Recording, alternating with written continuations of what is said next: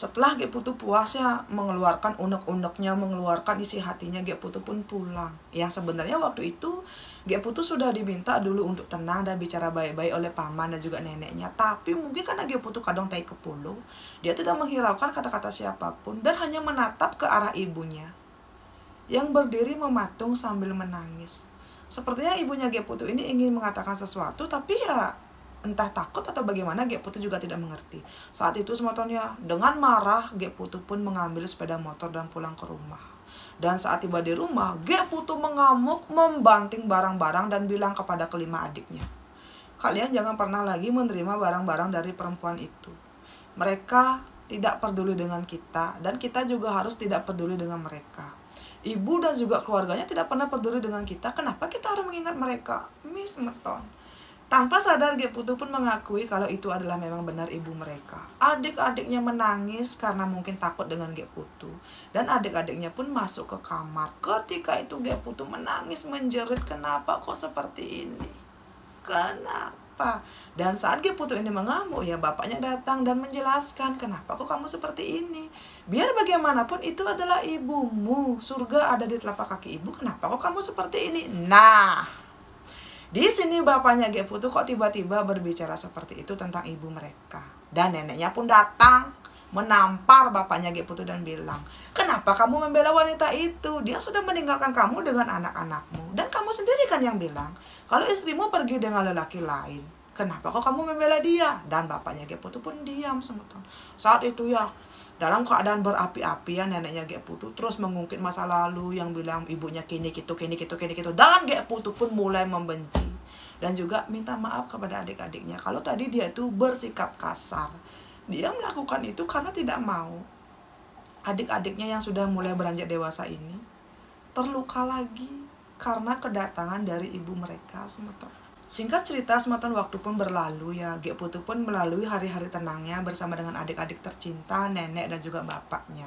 Dan saat itu ternyata benar, ibunya Ge Putu tidak lagi bekerja ke luar negeri dan menetap di kampung. Tapi gosip mulai menyebar ya. Ada banyak sekali warga yang bersaksi sepertinya dulu ketika Ge Putu ini kehilangan ibunya dan ibunya bekerja di luar negeri, sepertinya ibunya Ge Putu ini juga bekerja menjadi PSK agar bisa hidup enak. Dan seperti yang Ge Putu tahu, rumah orang tuanya Ge Putu yang sekarang ditempati oleh pamannya Ge Putu, adik keduanya dari ibunya Ge Putu ini kan memang sudah berubah menjadi rumah yang sangat bagus, sanggahnya juga sangat bagus. Pamannya Ge Putu juga sudah punya mobil yang memang dibelikan oleh ibunya Ge Putu. Dan banyak sekali gosip yang beredar kalau sepertinya uang hasil bekerja menjadi PSK ibunya Ge Putu ini memang dikirimkan untuk paman dan juga neneknya Ge Putu agar rumah dan juga mobil yang mereka punya sekarang bisa dimiliki oleh pamannya, agar ibunya Ge Putu di hari tua ada yang mau nam pedang bangkainya. Boom. Itulah gosip yang tersebar di kalangan masyarakat dan Ge Putu kayak kepo. Kok bisa-bisanya ada gosip seperti itu dan dari mana asalnya? Nah, selama berbulan-bulan semetonnya setelah hari itu, ibunya Ge Putu tidak pernah lagi diam-diam menemui adiknya Ge Putu. Dan Ge Putu juga tidak pernah mendengar kabar dari ibunya. Sampai suatu hari, Ge Putu mendengar kabar dari tetangga kalau ibunya Ge Putu ini ternyata selama 2 minggu sudah dirawat di rumah sakit. Dan sekarang sudah pulang ke rumah. Mendengar hal seperti ini, hati kecilnya Ge Putu tuh kayak merasa terpanggil. Dia kok merasa sedih mendengar ibunya ada di rumah sakit. Dan di pagi itu ya, Ge Putu mendengar neneknya sedang marah-marah di warung. Juga mencaci maki seseorang di halaman rumah mereka. Dan ketika Ge Putu dan juga adik-adiknya keluar rumah, Ge Putu melihat ibunya ya yang sudah tidak bertemu dengan Ge Putu selama berbulan-bulan ada di halaman rumah sedang menangis bersujud-sujud kepada neneknya Ge Putu.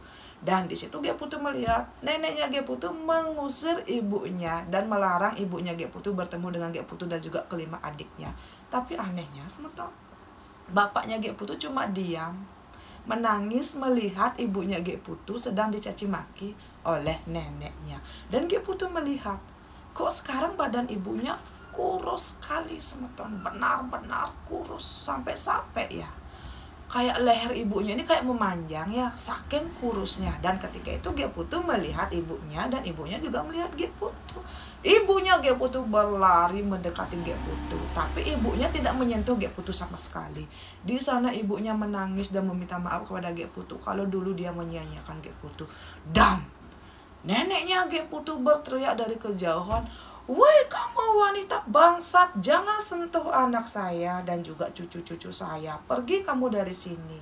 Kamu sekarang sudah kena penyakit, dan saat kamu sakit, kamu baru datang kepada cucu-cucu saya. Apakah kamu tidak malu?" Boom. Ternyata saat itu neneknya Ge Putu bilang, konon katanya sudah terkena penyakit kelamin, yang itu tuh kayak sudah tidak bisa ditolong lagi. Dan sepertinya ibunya Ge Putu setelah sakit ini baru ingat mencari Ge Putu dan juga adik-adiknya Ge Putu. Boom. Kok gini? Ge Putu yang mendengar teriakan dari neneknya mulai, "Hah?" Dia bertanya, "Ibu kena penyakit apa? Ibu kena penyakit apa?" Nah, di situ ibunya bilang, ibunya sudah sakit keras dan kemungkinan waktunya tidak banyak lagi. Dan di kesempatan ini, ibunya meminta maaf dan tolong maafkan ibunya.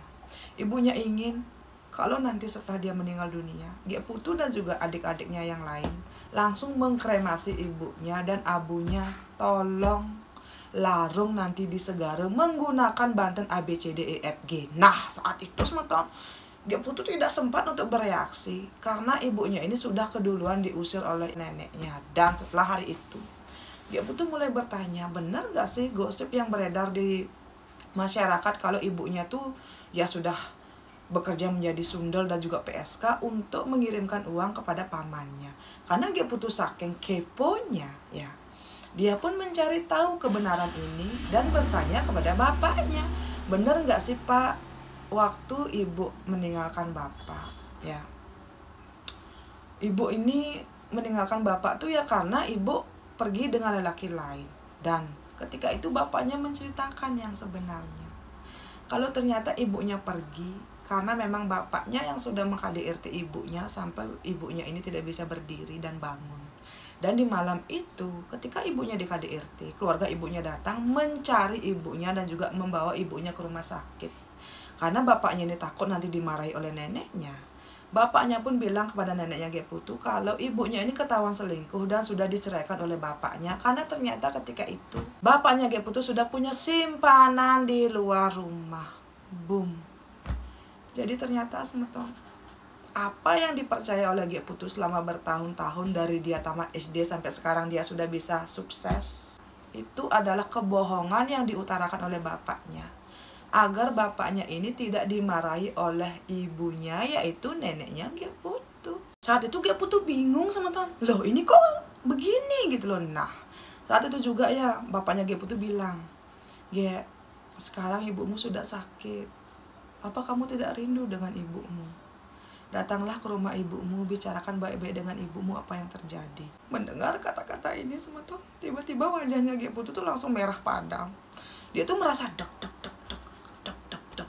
Entah kenapa mendengar bapaknya menasihati Ge Putu seperti ini, kebencian, amarah yang Ge Putu pendam selama ini tiba-tiba langsung menghilang. Dan tanpa diketahui oleh neneknya ya, Ge Putu pergi ke rumah ibunya. Saat tiba di rumah ibunya, Ge Putu disambut oleh nenek, paman, bibi, dan ponakannya. Di situ, sebelum Ge Putu bertemu dengan ibunya yang sedang tertidur di dalam kamar, paman keduanya Ge Putu bercerita kepada Ge Putu, selama ini ibunya Ge Putu pergi ke luar negeri untuk bekerja, mencari uang. Dan uang ini sudah dikirimkan kepada neneknya Ge Putu untuk biaya pendidikannya Ge Putu dan juga kelima adik-adiknya. Boom. Kok gini? Dan kalaupun memang benar ibunya bekerja menjadi pembantu plus PSK di luar negeri, menjual dirinya untuk mendapatkan uang, itu bukanlah dikirimkan untuk pamannya, tapi semua uang yang didapatkan oleh ibunya selama bekerja di luar negeri ya, itu memang dikirimkan kepada neneknya Ge Putu untuk biaya Ge Putu hidup selama ini. Semetong. Akhirnya Gek Putu tahu kalau memang benar ibunya bekerja menjadi pembantu dan juga PSK di luar negeri ya karena untuk menghidupi Gek Putu. Dan Gek Putu tuh kayak bertanya-tanya, apa benar? Sedangkan selama ini yang mengaku menghidupi Gek Putu kan neneknya. Setelah Gek Putu ini kayak dijelaskan ya apa yang sebenarnya terjadi oleh pamannya, Gek Putu pun mulai masuk ke kamar ibunya. Di kamar ibunya ini, semeton Gek Putu melihat ibunya tertidur ya dengan nafas yang sangat pendek. Dan ketika itu Gek Putu melihat di mulut ibunya ini ada uap tuh loh semeton. Karena sebetulnya ibunya ini batuknya tuh kayak keras banget dan napasnya itu kayak sangat berat semeton. Mungkin ibunya ini tahu Gek Putu masuk. Ibunya pun duduk dan menangis. Ibunya Gek Putu meminta maaf kepada Gek Putu dan menjelaskan semuanya. Selama ini dia bekerja ke luar negeri agar bisa menghidupi Gek Putu dan juga kelima adik-adiknya Gek Putu. Dan ternyata biaya pendidikannya Gek Putu dari SMP sampai SMK itu dari ibunya yang bekerja di luar negeri. Dan bahkan biaya kursusnya Gek Putu menjahit itu tuh uangnya dari ibunya Gek Putu semua. Selama ini uang-uang ini dia kirimkan melalui neneknya Gek Putu. Karena neneknya bilang Gek Putu benci banget dengan ibunya. Ibunya Gek Putu tidak pernah menghubungi Gek Putu, tapi berharap dengan uang yang dia dapatkan dari bekerja di luar negeri bisa membuat Gek Putu sukses. Dan astungkara sekarang Gek Putu sudah sukses. Semeton. Di sana Gek Putu menangis dan meminta maaf karena dia tidak tahu kalau ternyata selama ini ibunya berpisah dengan bapaknya ya karena ibunya sudah tidak tahan lagi di KDRT setiap hari. Dijadikan sapi perah oleh bapaknya sendiri. Dan menurut kesaksian ibunya, selama ibunya Gek Putu ini menikah dengan bapaknya ya neneknya itu terlalu cerewet, kene pelih gitu pelih, dan bahkan neneknya juga sering sekali memfitnah ibunya Gek Putu. Sudah berselingkuh dengan banyak pria ya karena tidak puas dengan bapaknya Gek Putu semeton. Itu semeton. Gek Putu meminta maaf pada ibunya kalau selama ini dia sudah salah paham. Ibunya bilang dia hanya ingin menghabiskan saat-saat terakhirnya dengan Gek Putu dan juga kelima anaknya yang lain. Ibunya bilang semeton, Gek Putu tidak perlu khawatir karena nanti kalaupun ibunya meninggal, ibunya sudah punya uang. Dan meminta Gek Putu untuk mengkremasi langsung ibunya. Dan semua yang Gek Putu lakukan selama ini ibunya tahu. Karena Gek Putu ini adalah anak kesayangan ibunya. Ibunya meminta maaf karena selama ini menyia-nyiakan Gek Putu dan membiarkan Gek Putu tumbuh menjadi wanita sukses sendirian. Ibunya bilang dia sangat bersyukur dan tidak pernah menyesal. Walaupun dia bekerja menjadi PSK di luar negeri dan menjadi pembantu, setidaknya kerja keras ibunya ini terbayarkan setelah tahu kalau Gek Putu sudah bisa menjadi wanita sesukses sekarang. Semeton. Di sini Gek Putu benar-benar kok gini gitu loh.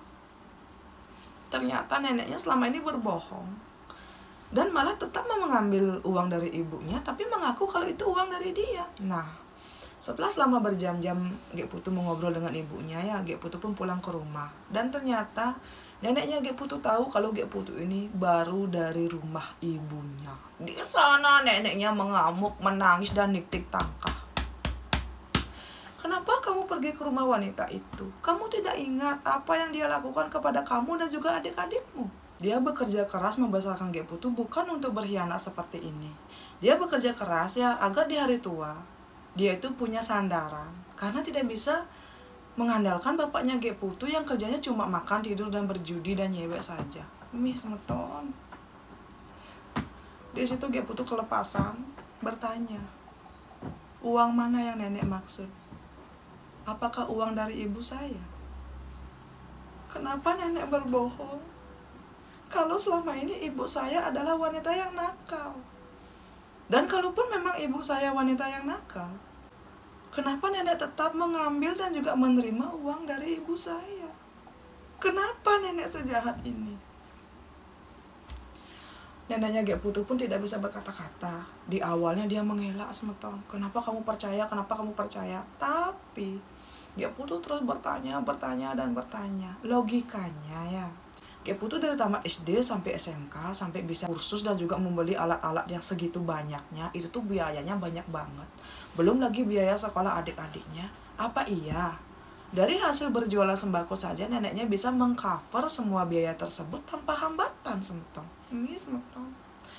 Neneknya ini kayak marah banget dengan Gek Putu. Dia tuh tidak mengiyakan ataupun tidak membela diri lagi. Dia langsung marah, mengamuk, menangis, dan masuk ke kamar.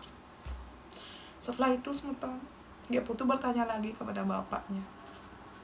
Kalau sekarang Gek Putu memaafkan ibunya, apakah bapaknya akan memberikan kesempatan? Di sana bapaknya menjelaskan, bapaknya tidak pernah melarang Gek Putu untuk bertemu dengan ibunya. Dan kalaupun Gek Putu ingin bertemu, silakan.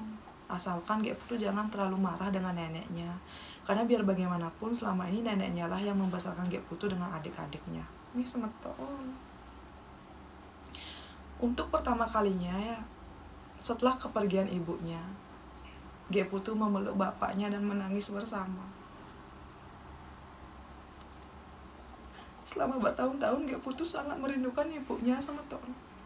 Dia sadar, semeton, kalau semua rasa marah, semua rasa benci yang dia tahan selama ini, setelah bisa memeluk bapak dan juga ibunya tadi, semua itu hilang, semeton. Dia sadar kalau dia itu sangat merindukan ibu dan ayahnya. Jadi karena ini Gek Putu tidak mau lagi mengulangi kesalahan yang sama. Setelah itu, hampir setiap hari Gek Putu datang ke rumah ibu bersama dengan adik-adiknya. Gek Putu akan memandikan dan juga memberikan makan, sekaligus mengantarkan ibunya ke rumah sakit. Saat itu sementara ya, saat Gek Putu dan juga adik-adiknya mulai mengurus ibu-ibunya, gosip mulai menyebar. Ada yang bilang Gek Putu adalah cucu durhaka.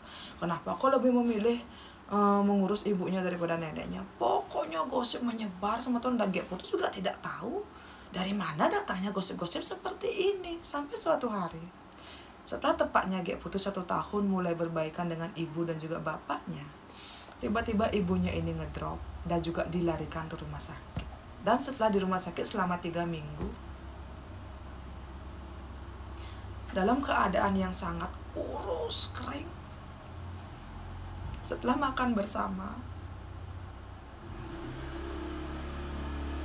ibunya Gek Putu pun menutup mata, semeton. Setelah bertahun-tahun ibunya pergi ke luar negeri, bekerja menjadi pembantu dan juga PSK, menjual tubuhnya agar Gek Putu dengan adik-adiknya bisa hidup yang layak. Setelah ibunya merasa sudah cukup, dia pulang ke Bali dan berhasil mendapatkan Gek Putu dan juga anak-anaknya lagi. Ibunya berpulang. Dan setiap hari selama di rumah sakit, ibunya bilang, Gek, nanti kalau ibu sudah meninggal, tolong kremasikan ibu. Dan ibu masih punya tabungan sekian puluh juta untuk kamu dan adik-adikmu. Tolong pergunakan tabungan ibu yang terakhir ini untuk melanjutkan pendidikan adik-adikmu. Jadilah wanita yang sukses. Buatlah kelima adikmu sukses, agar kamu tidak seperti ibu. Ibu yang cuma tamatan SD hanya menjadi benalu di rumah ayahmu. Ibu hanya menjadi tukang gosok, tukang cuci, tukang panting, dan direndahkan seperti itu. Ibu tidak mau anak-anak ibu seperti itu, dan tolong gunakan uang ibu yang terakhir sebaik mungkin. Ibunya Gek Putu meninggal, semetong. Dan bahkan di detik-detik terakhir dia meninggal, dia masih mempersiapkan semuanya. Ibunya Gek Putu sudah mempersiapkan biaya kematiannya, mempersiapkan warisan uang puluhan juta untuk Gek Putu dan juga anak-anaknya. Selama ini orang-orang membicarakan kalau ibunya Gek Putu adalah wanita yang nakal, menjadi sundal, menjadi PSK di luar negeri, dan pergi dengan lelaki lain agar bisa hidup bahagia dan meninggalkan anak-anaknya. Tapi ternyata di balik pengorbanan ibunya,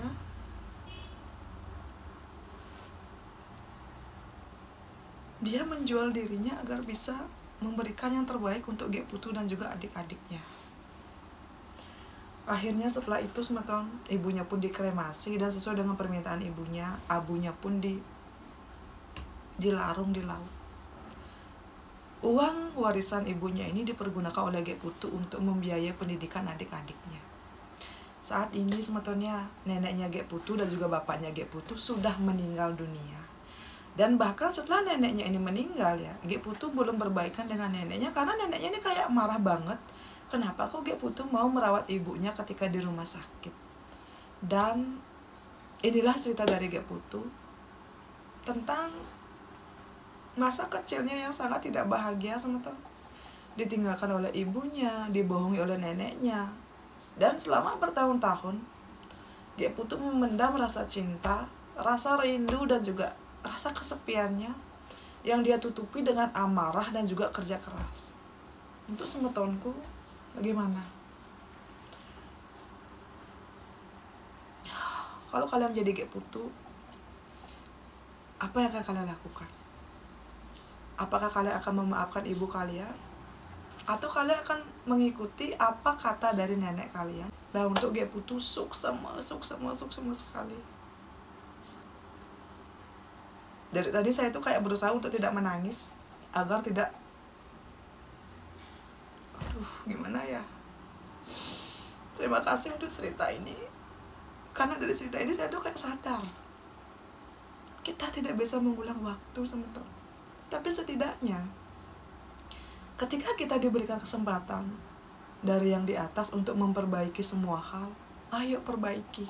Karena jangan sampai kita menyesal tidak bisa memperbaiki apa yang sebenarnya kita cintai dan kita rindukan selama ini. Untuk semua temanku jangan lupa berkomentar. Karena Gek Putu bilang dia pasti akan menonton dan juga membaca semua komentar dari kalian. Sampai ketemu di cerita saya selanjutnya. Dadah.